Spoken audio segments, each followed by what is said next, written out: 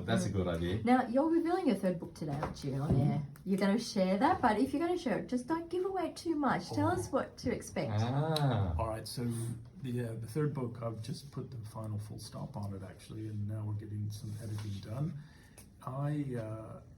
As we shared earlier, just briefly, baseball was a big part of my life growing up, and I was fortunate enough to sign a contract with San Diego Padres and play some professional baseball for a while. And then I worked in Major League Baseball for another 6 or 7 years.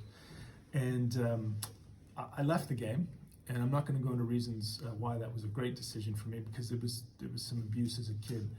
But anyway, it took me 27 years. I come back to Australia. My son comes home from school one day and he says, Dad, he's 9 years old. He says, Dad, I've got this great teacher, Matt Dolan. And Matt plays baseball. And he asked me if I played. I said, no.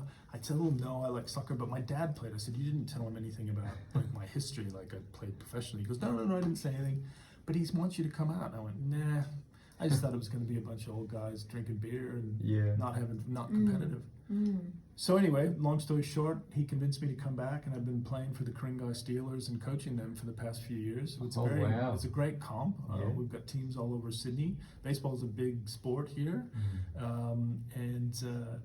I started writing.